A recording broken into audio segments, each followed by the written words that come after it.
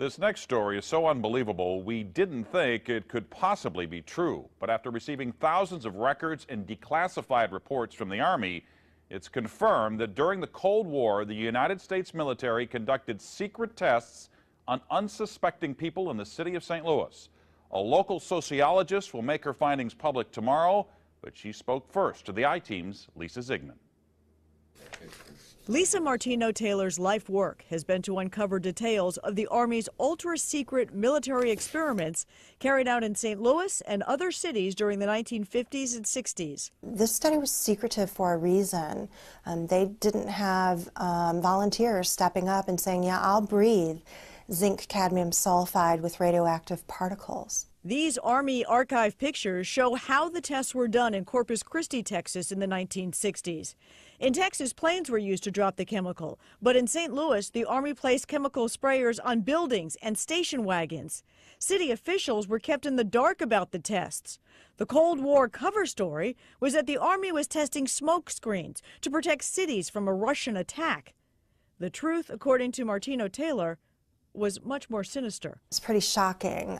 The level of duplicity and secrecy,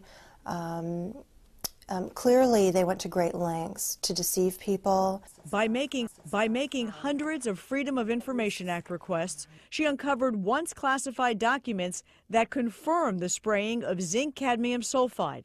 The greatest concentration of this compound was sprayed near the Pruitt-Igoe housing complex just south of downtown St. Louis. It was home to 10,000 low-income people, and an estimated 70% were under the age of 12. Martino Taylor claims they all unknowingly inhaled this compound morning, noon, and night, so the government could measure its effects on their lungs. So this was in violation of all medical ethics, all international codes, and the military's own policy at that time. In 1994, then Congressman Richard Gephardt asked the Army to open its records and explain the St. Louis testing. We want to make very sure that nothing went on that would harm anyone and that all the facts are out on the table. Documents released in the 90s show the Army placed sprayers on this former Knights of Columbus building on Lindell and in Forest Park. The Army always insisted the chemical compound was safe. Martino Taylor believes documents prove otherwise.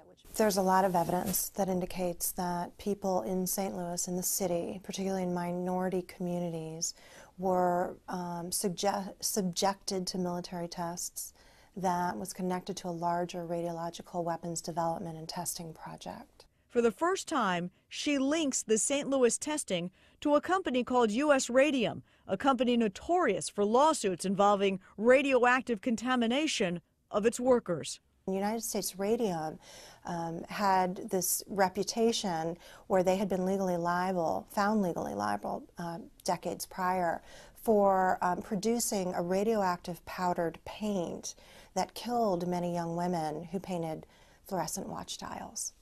While the Army admits it added a fluorescent substance to the zinc cadmium compound, details of whether it was radioactive remain secret. Documents uncovered to date indicate the Army never conducted follow-up studies to see whether the compound caused long-term health issues.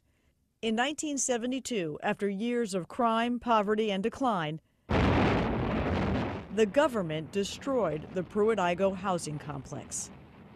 Lisa Ziegman, News Channel 5, I-Team. Now, the company U.S. Radium no longer exists. Martino Taylor has placed all of her research, including the declassified documents, online and will link you to that data at ksdk.com. Now, she will make all of her findings public tomorrow at St. Louis Community College Merrimack campus. In the meantime, if you remember the spraying, the I-Team's Lisa Ziegman would like to hear from you. You can email her at lziegman@ksdk.com.